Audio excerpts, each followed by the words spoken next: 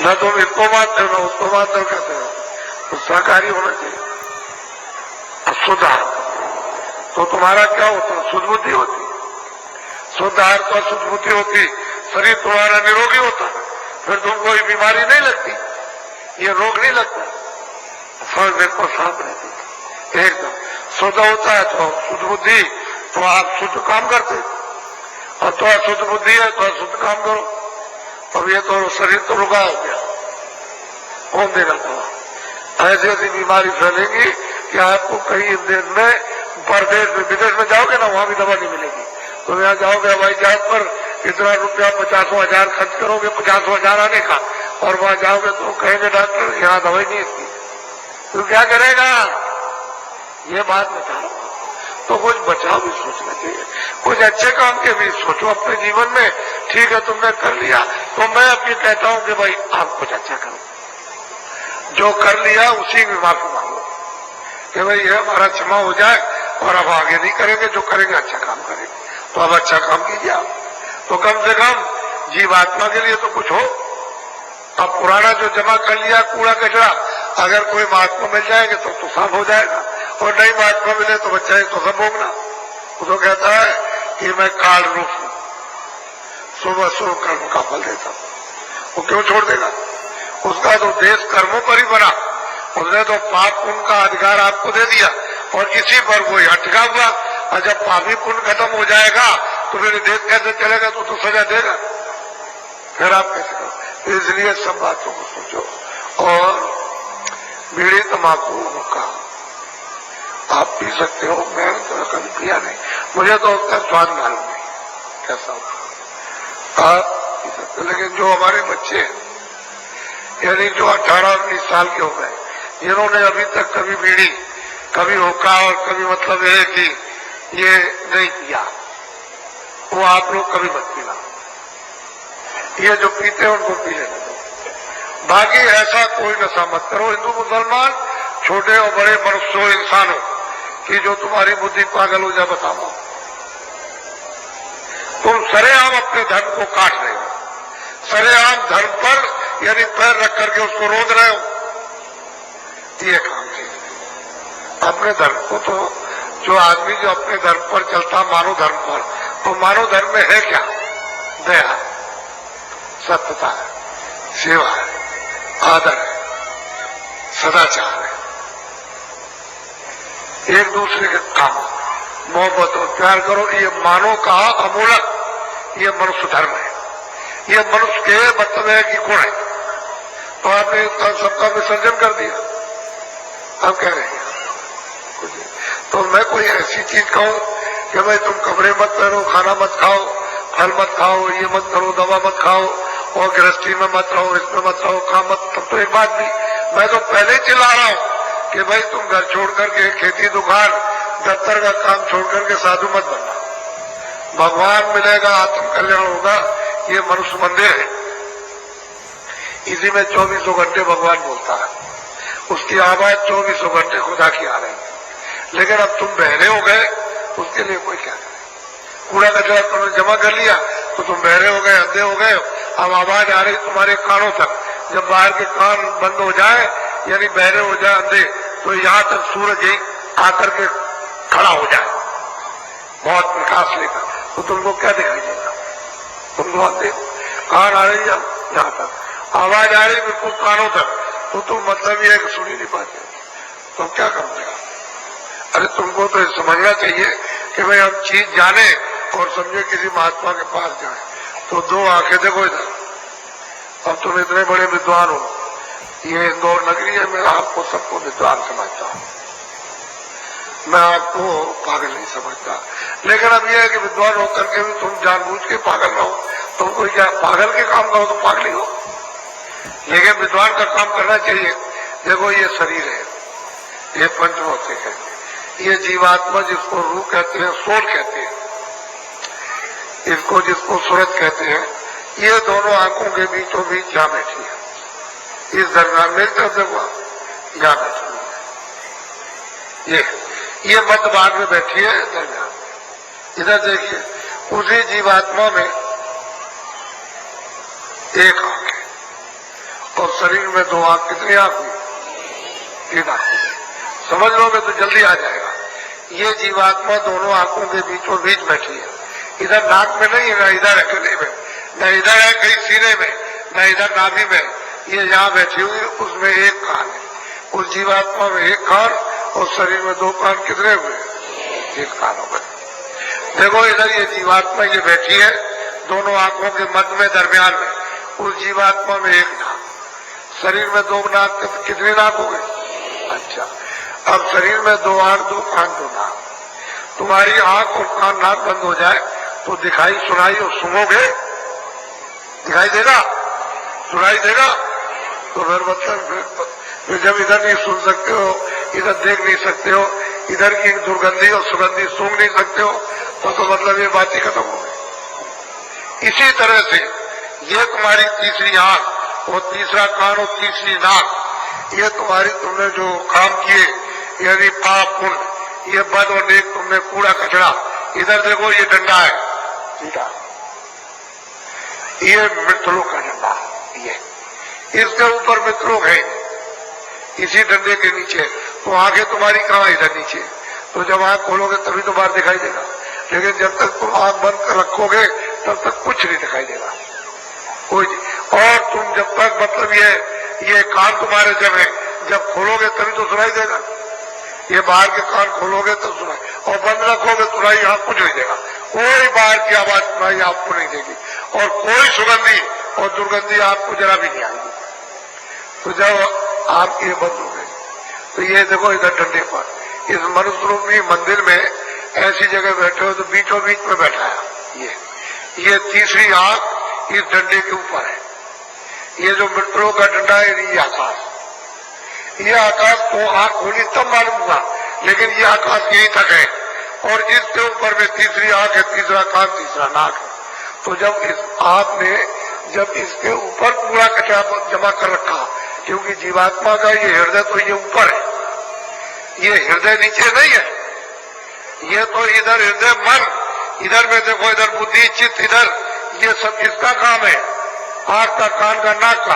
और ये जीवात्मा के कान का और आंख का और नाक का इस आकाश के ऊपर, तो ऊपर में आपने पूरा कचरा जमा कर रखा, तो आंख बंद हो गई, कान बंद हो गए। अब जो स्वर्ग है, जिसमें दरवाजे पर बैठे हो, हमको तो बड़ा अफसोस होता है कि क्या तुम रामायण पढ़ते हो, क्या पुस्तकें पढ़ते हो, दरवाजे पर बैठे हुए हो और तुम लोग कहते हो स्वर्ग स्वर्ग स्वर्ग, वैकुंठ वैकुंठ वैकुंठ, और स्वर्गवास हो गए। तुमने देखा?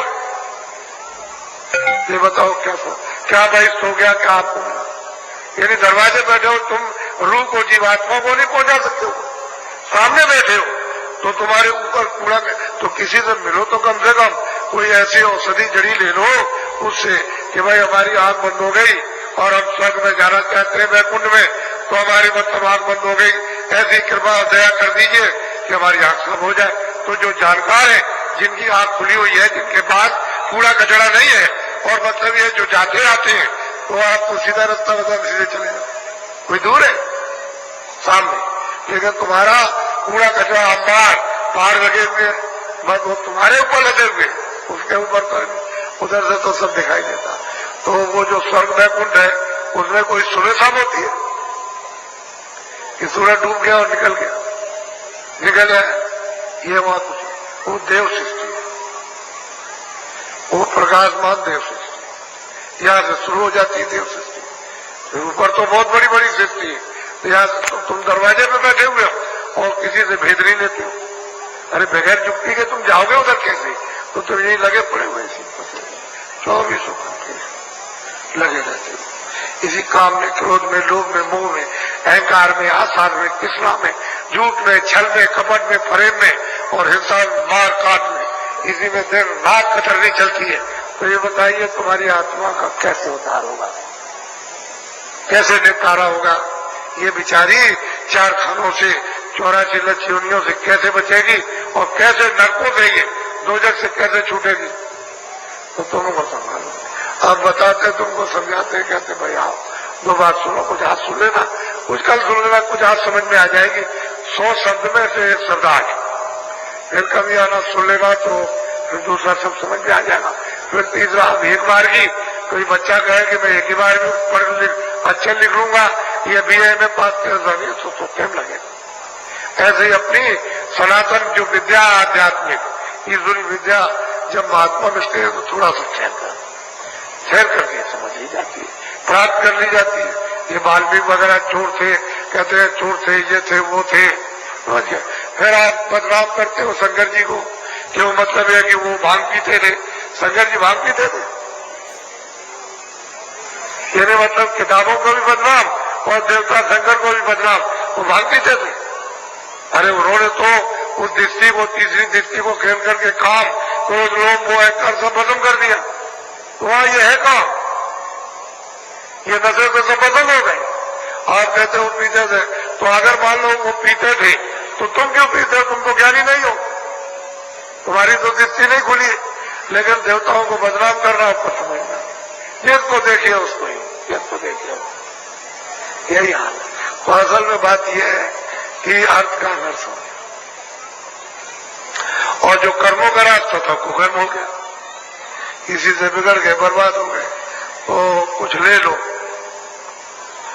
वैसे तो मैं कल देना चाहता था, मेरी इच्छा कल देने की, क्योंकि कल आपको शाम को इन्होंने 1 घंटे पहले कहा था, 1 घंटे मतलब 5 बजे से होगा, तो हमने कहा नहीं, लोगों को मौका नहीं मिलेगा, 6 बजे से रखिए। वैसे तो मैं थोड़ा सा और देर चाहता था कि 6:30 से करो तो अच्छा रहेगा, लोगों को सबको सुनना मिलेगा, सबको अवसर मिल जाएगा, सब लोग को सुनने। एक भी बात, कोई भी किसी शास्त्रों के विपरीत या मतलब एक किसी की कोई आलोचना हो तो हम न समझ में आए तो आप क्या कहते हैं?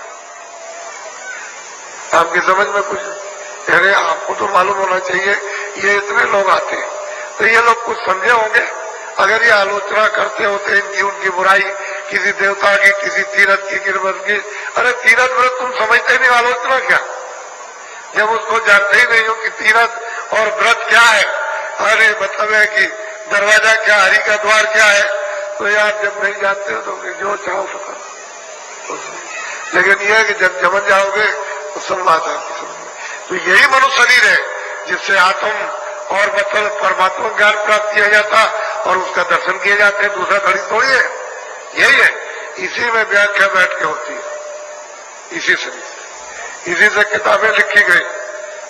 खुदा को भी नहीं देखा, यानी भगवान को भी नहीं देखा, उसको तो देखने की बात ही खत्म करो। तो इसलिए वो जिसलिए तुम आए थे वो तो करना चाहिए। तुमको अपने मनुष्य शरीर इतने दिनों के बाद घर में पहुंचने के लिए तुमको दिया गया था एक किराए का मकान, कि भाई अब की बार जीवात्मा को जगा लो। लेकिन सब जगह किताबों में लिखा है कि महात्मा की तलाश करो, महात्मा की तलाश करो, अनुभवी की तलाश करो, ज्ञानी की तलाश करो, खोजे हुए की तलाश करो, मिल जाएगा। वो ये भी कहते कि मिल जाएगा, तुम खोजो तो, लेकिन आप में खोज रहा हूं, न मत करो। तो आप कौन बताएगा? अंधा बता देगा। अंधे के लिए तो कहते हैं कि अंधा मतलब है गुरु और बहरा चेला, वो हो नर्क में ठेला ठेला। आप क्या करो? वो तो किताब ही, वो तो सत्य चौपाई कहती है, उसमें तो कोई झूठ नहीं है। लेकिन आप क्या करेंगे? आप सभी समझते हो कि भाई अंधा किसको कहते हैं, बहरा किसको कहते हैं। न उसे पता है, न रास्ता देखता है, न जानता, और न वो सुनता है जिसको सुनाया जाता है, उसे बहरा दोनों हो गए। तो क्या मिलेगा? वो तो कहते हैं कि भाई नाम जी जब जागे जो जीवात्माएं मनुष्य मंदिर में नाम को पकड़ करके और मतलब जाग जाती, योग पद को प्राप्त करती है, तब वो पुण्य मिलता है। तो आपने जीवात्मा को तो जगाया, पता ही नहीं कैसे जगाया। नाम कहते हैं संत को, नाम कहते हैं आवाज को, नाम कहते हैं देववाणी को, नाम कहते हैं कलमा, नाम कहते हैं आयते। अब आप उसको समझते ही नहीं हो। अब तुम्हारे दरवाजे पर हो रहा घना घोर, यानी रात दिन अखंड, अखंड कलमा, अखंड आयते, अखंड कीर्तन, अखंड देववाणी 24 घंटे हो रहा है। लेकिन अब तुम सुनो तब तो आए समझ में, लेकिन तुम तो उधर में पता ही नहीं तुमको कि हो रहा कि नहीं हो रहा। जब महात्मा भेद बता देते हैं तो बैठ के लोग सुनने लगते हैं। बहुत भाग्य है, तुम बड़े अच्छे हो, ये समय मिलता नहीं, या बड़े भाग्यशाली हो, आपको ये समय मिल गया, बहुत अच्छे हो, बड़े भाग्यशाली। इसी बीच में ऐसे ही समय में अगर आपका समय पूरा हो जाए तो आपकी जीवात्मा की संभाल हो जाएगी। समाज, चाहे तुम कितने भी पापी हो, लेकिन तुमको तो ये मालूम नहीं राज कि कैसे संभाल होती है, तो इसलिए तुम भाग्यशाली हो। इस क्षणों को जो श्वासों की पूंजी मिली है और नाक से निकलते हैं, इसको बर्बाद मत करो, थोड़ा अच्छे काम में लगाओ। 1 घंटे तो काम करो इस शरीर के लिए, और 1 घंटा अपनी जीवात्मा के लिए जो दोनों आंखों के बीचों बीच बैठी। तो क्यों नहीं दरवाजे में बैठी है तो आंख खोलो। तीसरी आंख, तीसरा नेत्र, दिव्य दृष्टि, ये कान है दिव्य कान, ये तीसरे कान, उसको खोलो तो आसमानी आवाज। तुमको उसी से तो सब रचना का विस्तार, सर्दी से तो सब रचना हुई है। ये जितनी भी रचना है सर्दी से, नाम से, आवाज से हुई है। सब रचना आवाज ही की है। यहाँ मिश्रित आवाज है इस खोल में, और बगैर उसके यहाँ भी रचना नहीं हो सकती। कोई कारखाना अगर आवाज न हो तो नहीं चलेगा। कोई घर के रस्सी का कोई काम नहीं, सब घूमे हो जाए, क्या काम चलेगा। इसलिए आप सारी रचना हुई है। असल में बात तुम्हारे शरीर, वो चेतन तुमको बुला रहा, इस चेतन को जो जड़ में फंसा हुआ, तू जरा सा उधर ऊपर की तरफ ध्यान दे अपने कानों से, आंख से, तो देख तुम सुनाई दिखाई देने लगे। तो चीज ये वैसे नामदान तो मैं कल ही देना चाहता हूँ, क्योंकि कल तुम्हारा मुहूर्त अच्छा है। ऐसा मत करना कि भाई हम दुकान खोलिए, छोड़ बंद कर देना दुकान। जितने लोग हो जिनकी दुकान हो बंद करके आना, तुम्हारा कोई नुकसान नहीं होगा, हम आपको बताते हैं। लेकिन लालच में मत बैठे रहना, कहना कि भाई हम अमूलक चीज लेने जा रहे हैं, आज हम वो लेंगे चल के इस मैदान में, तो कल चले आना, समय से बंद कर देना, कुछ नुकसान नहीं होना। फिर दूसरे दिन देखना, तब तुमको पता चल जाएगा कहाँ बात क्या। इसलिए तुम कमजोर हो,